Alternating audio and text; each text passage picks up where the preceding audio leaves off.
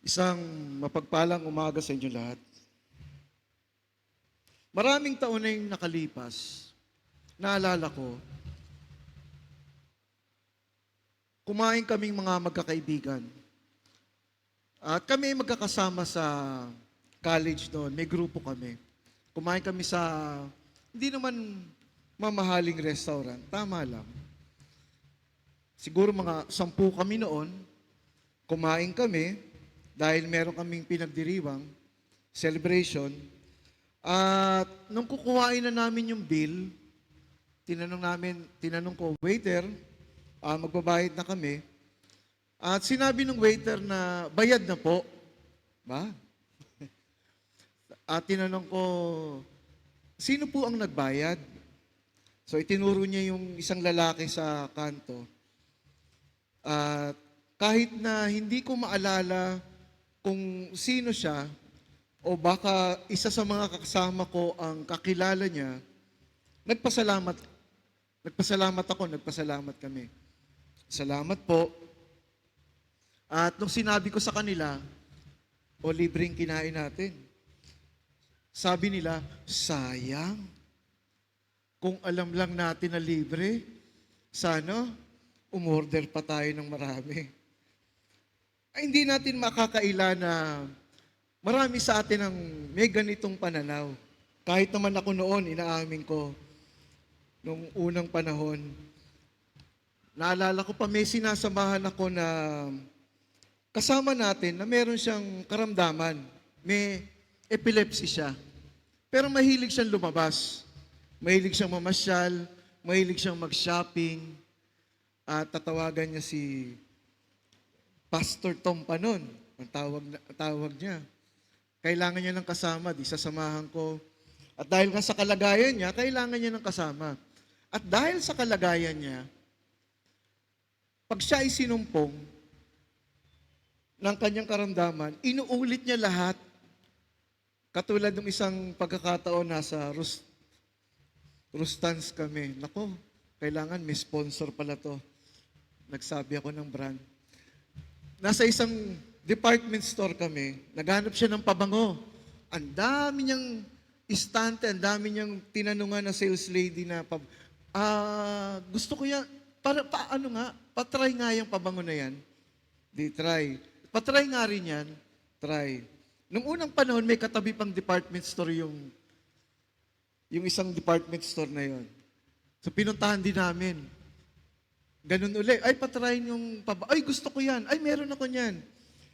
At sa hindi inaasang pagkakataon, siya ay sinumpong ng epilepsy. At nung nakarecover na siya, nakarecover naman agad siya, nalimutan niya lahat ng ginawa niya. Inulit niya uli lahat. Lahat ng dinaanan namin, lahat ng pinuntahan namin, lahat ng sales lady na tinanungan namin, tinanungan niya uli. And yung iba, siyempre, naasar. Pinapaliwanag ko nila, pasensya na po. At siyempre, dahil napagod kami, at napagod ako, nagutom rin siya, tatanungin niya ako, gutom ka na ba? Siyempre, sasabihin ko, oo. Anong gusto mong kainin? At pag kaming dalawang magkasama, isa lang palagi kong sinasabi sa kanya kung ano yung gusto kong kainin. Large fries, large Coke, large burger, large sundae.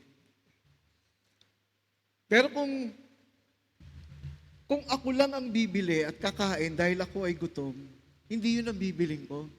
Dahil medyo malaki. Makukontento na ako sa 20 pesos na ensimada. At ganito tayo. Diba? Pag tayo ililibre, kahit ano, orderin natin. Pero kung subukan mong ikaw ang manlibre, hindi. Diba? Ay, ito lang kakainin natin ha. Tubig lang kami, waiter. Bigyan mo kami ng tubig. Pero kung titingnan natin, at pagninilayan natin, hindi naman talaga libre. Meron lang ibang nagbayad. May kasabihan tayo na The best things in life is free. Pero libre nga ba? Libre nga ba ang mga bagay na to?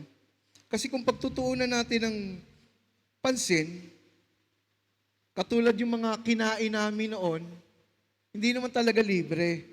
Merong nagbayad. May naglibre. Sa pananaw namin, libre, wala kaming binayaran. Pero meron pa rin nagbayad. At ito ang ating kaligtasan. Kasi minsan iniisip natin libre, wala tayong ginawa. Pero ang katotohanan, mayroong nagbayad ng ating kaligtasan. May tumubos. Tinubos tayo ng ating Panginoon sa pamamagitan ng kanyang buhay. Meron tayong mga estudyante na ang tawag natin scholar ng bayan. Libreng paaral. Pero kung titingnan natin, hindi naman talaga libre. May sponsor, may nagbayad. Kaya hindi libre. At sa mga ganitong pagkakataon, kung malinaw sa atin na merong nagbayad at merong naglibre, ang tugon natin ay pasasalamat. Sa scholar ng bayan, sa mga scholar, bagamat hindi mo alam kung sino yung nagbayad, alam mo lang school ang nag-provide. Ang tugon mong bilang pasasalamat ay pagbutihan mo yung pag-aaral mo. Ibig sabihin, hindi mo sasayangin yung pagkakataon na ibinigay sa iyo na ikaw ay pag-aralin ng libre. Dahil hindi naman talaga ito libre. Dahil minsan kung hindi natin nauunawaan na ito ay kung may nagbayad na iba, kasi magkaiba yung may nagbayad sa pananaw mo na libre.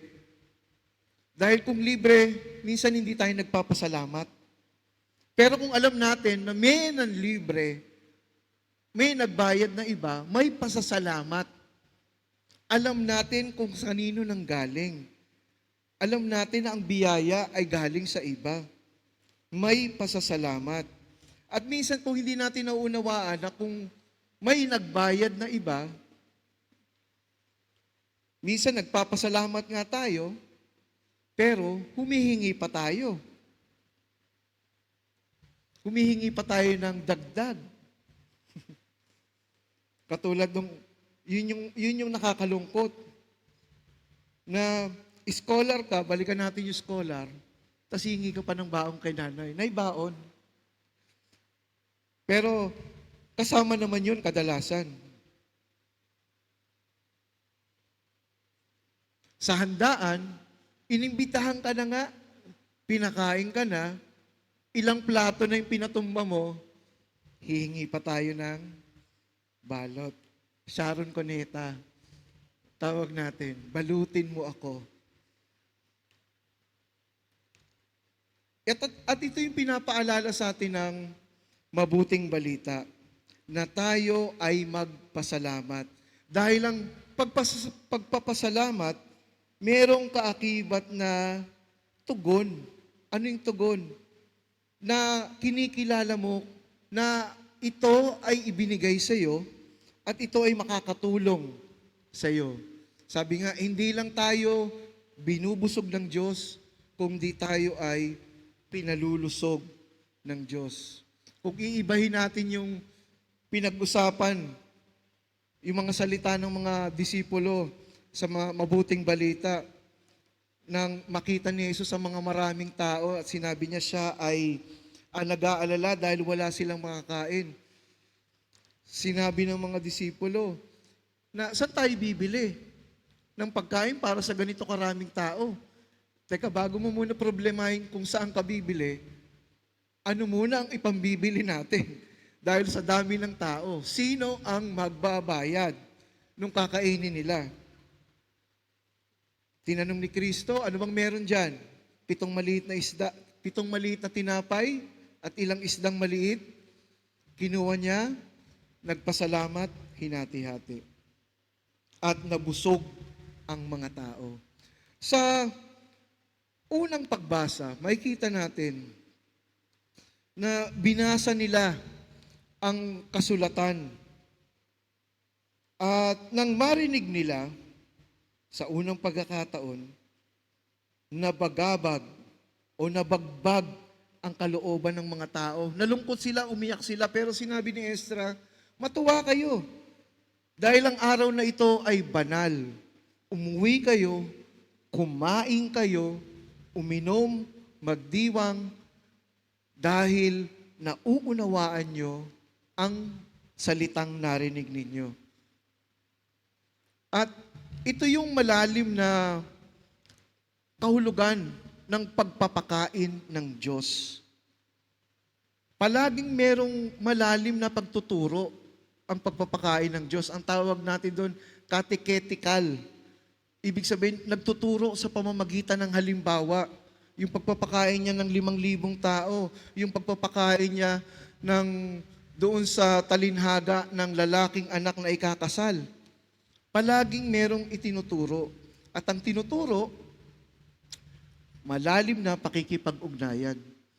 Habang tayo dapat ay tumatanggap ng biyaya ng Diyos at kumakain, hindi lang nabubusog yung pisikal, kundi spiritual, nagkakaroon tayo ng malalim na relasyon sa Diyos. Kaya nga ang altar natin ay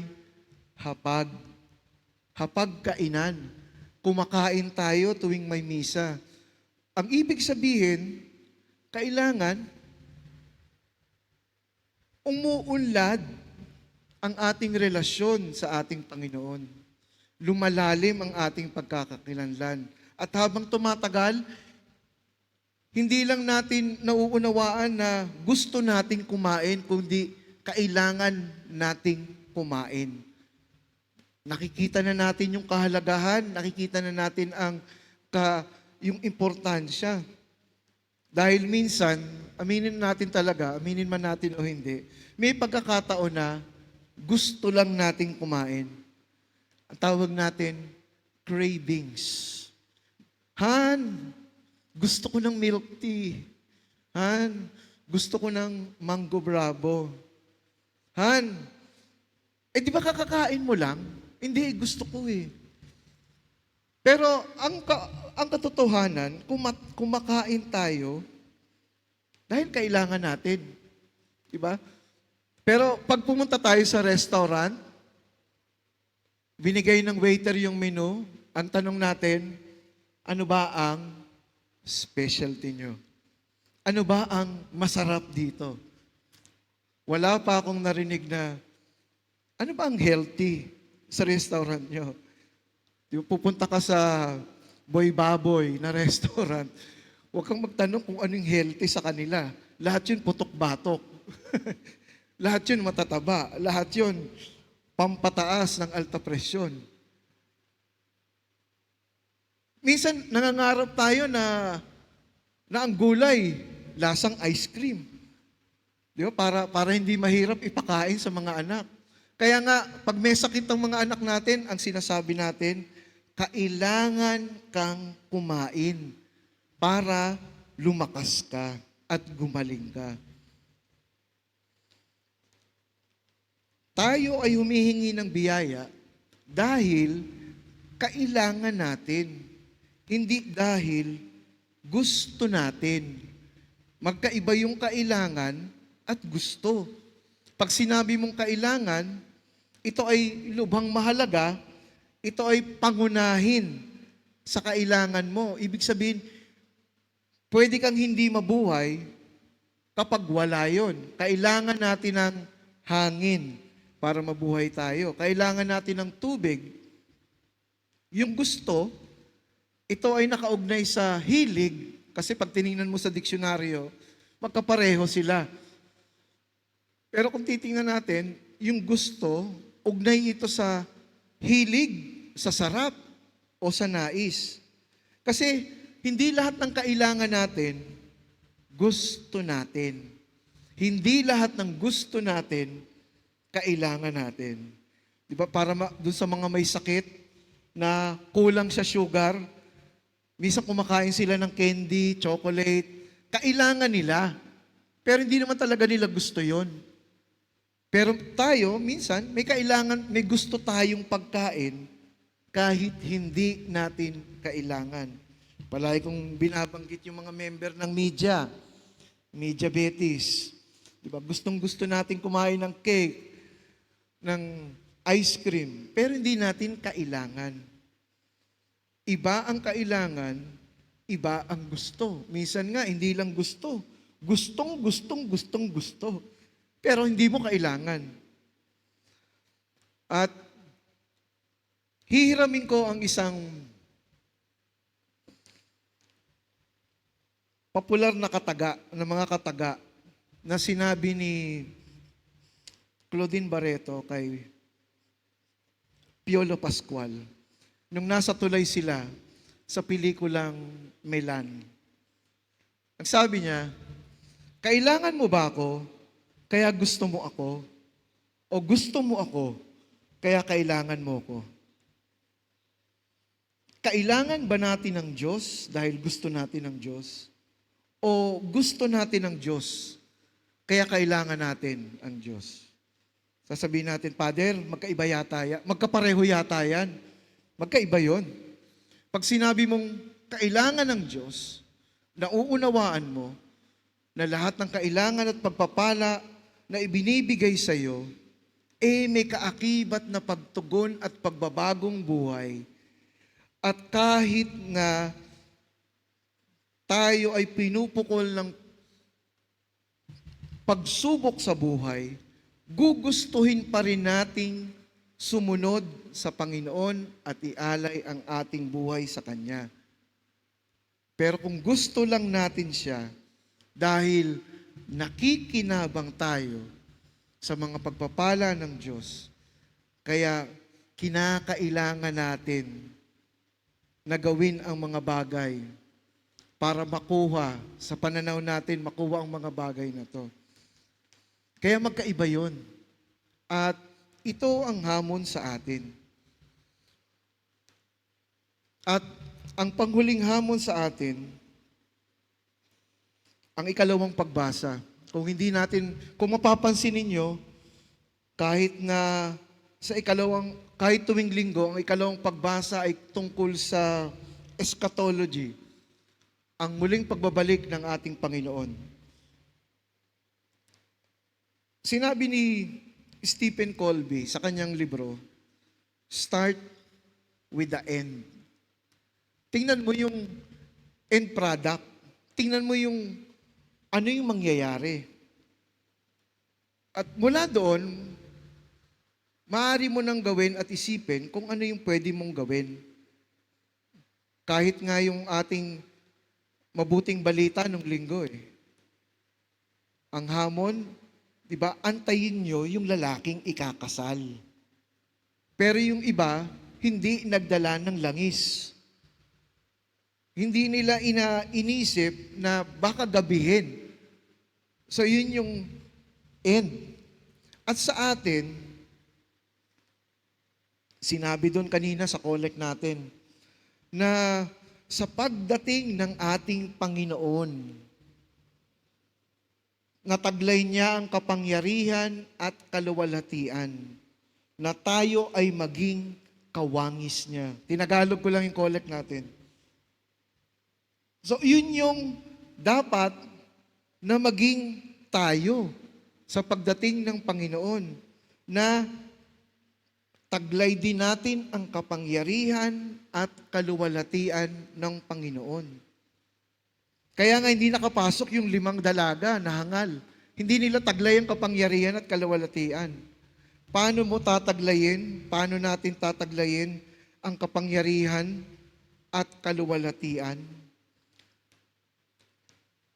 Sa pamamagitan ng tamang pagtugon, katulad ng mga Israelita doon sa unang pagbasa, na inunawa nila ang kanilang mga narinig na salita.